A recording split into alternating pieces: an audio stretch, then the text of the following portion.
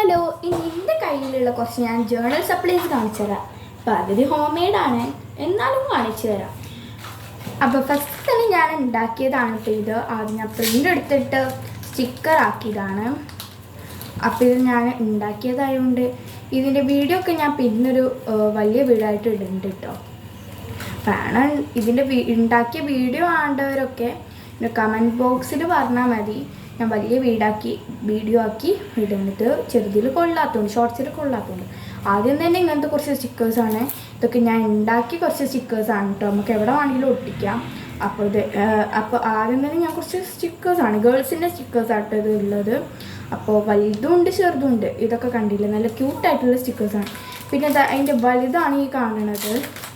അപ്പം ഇനി വലുതുമുണ്ട് ഇതിൻ്റെ. അപ്പോൾ ഇതിൻ്റെ ഒക്കെ വലിയ വീഡിയോ ആണെങ്കിൽ ഇത് ഉണ്ടാക്കേണ്ട വീഡിയോ ഞാൻ വിടാം കേട്ടോ, നമ്മൾ പറഞ്ഞാൽ വിടും.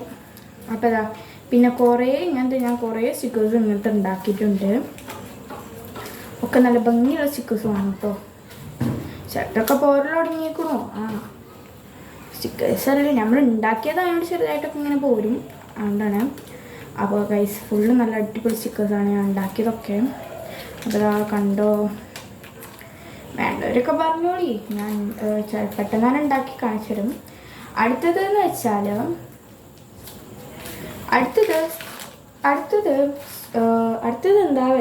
ഞാൻ കുറച്ച് സ്റ്റിക്കേഴ്സാണ്.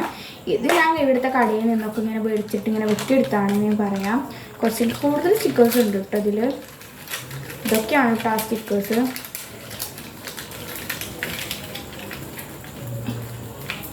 ഇത് ഞാൻ ജേർണൽ ചെയ്യാനാണ് കൂടുതൽ യൂസ് ചെയ്യാറ്. ക്രാഫ്റ്റും ജേർണലൊക്കെ ചെയ്യും ഇതുകൊണ്ട്.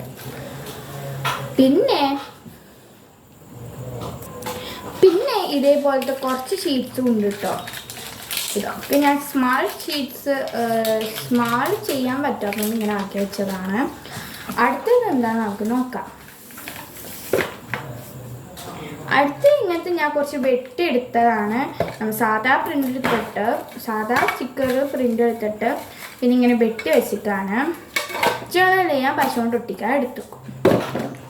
അടുത്തതെന്ന് വെച്ചാൽ ഇതേപോലത്തെ ഒരു കവായി സ്റ്റിക്കറാണ്. ഇതിൻ്റെ വീഡിയോ ഞാൻ ചെയ്തിട്ടുണ്ട്. 200 ഷീറ്റ്സിൻ്റെ കവായി സ്റ്റിക്കറാണ്. അടുത്തത് ഒരു വലിയൊരു പെട്ടിയാണ്. ഇതിൽ നമുക്ക് എന്തൊക്കെയുള്ളതെന്ന് നോക്കാം. അപ്പോൾ ഇതിൽ ആദ്യം തന്നെ ഞാൻ സ്റ്റിക്കർ ഉണ്ടാക്കേണ്ട കുറച്ച് മെറ്റീരിയൽസാണ് ഫസ്റ്റ് തന്നെ. പിന്നെ ഇതേപോലത്തെ ഒരു കവറുണ്ട്. ഇതിലെന്താണെന്ന് വെച്ചാൽ ഞാൻ പ്രിൻ്റ് എടുത്ത് ഉണ്ടാക്കിയ ഒരു സാധനമാണ് ഇങ്ങനത്തെ ഒരു ബുക്ക്. ഇതിൽ കുറേ പിക്ചേഴ്സ് ഉണ്ട്, നമുക്ക് വേണ്ടതൊക്കെ ഇങ്ങനെ വെട്ടിയെടുത്തിട്ട് ജേർണൽ ചെയ്യാവുന്നതാണ്. പിന്നെ ഇതിൽ കുറച്ച് ഇങ്ങനത്തെ കുറേ ബുക്സൊക്കെ വേണം. പിന്നെ കുറച്ച് ഫോട്ടോസ് ഉണ്ട് ഇതേപോലത്തെ. ഞാൻ അവിടെ നിന്നൊക്കെ വെട്ടിയെടുത്ത് കിട്ടിയതാണ് ഇതൊക്കെ.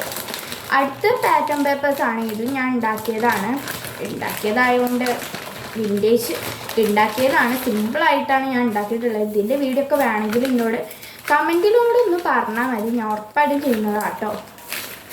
കുറച്ച് കളർ കൊണ്ടൊക്കെ ചെയ്ത കുറച്ച് സാധനങ്ങളാണ്, എളുപ്പമായിട്ട് ചെയ്താണ്. നിങ്ങൾക്ക് ഉണ്ടാക്കണമെന്നുണ്ടെങ്കിൽ കമൻറ്റിൽ പറഞ്ഞോളൂ, ഉണ്ടാക്കുന്നതാണ്. പിന്നെ ഇതിൽ കുറച്ച് ഇതൊക്കെ ഉള്ളൂ. അടുത്തത് ഇതേപോലെ കുറച്ച് ക്യൂട്ട്സ് പറഞ്ഞാൽ ഈ എഴുതിയതാണല്ലോ നമ്മൾ കൂടുതൽ ഒട്ടിക്കുക. എഴുതാൻ എനിക്കിഷ്ടം, എഴുതാനൊക്കെ അങ്ങനെ ഇഷ്ടമില്ലെങ്കിലും എഴുതിയത് ഒട്ടിക്കാനാണ് ഇഷ്ടം. അതുകൊണ്ട് കുറച്ച് ഉണ്ട് ഇതിൻ്റെ കയ്യിൽ. പിന്നെ ഉള്ളത് ഇതേപോലത്തെ കുറച്ച് വലിയ എഴുത്തുകളാണ്. ഇതൊക്കെയാണ് ഇതിലുള്ളത്. ഇപ്പം ഇനി ജേർണൽ സപ്ലൈസിൻ്റെ വലിയ വീഡിയോ വേണം എന്ന് പറയുന്നവർ കമൻറ്റിൽ പറയാം.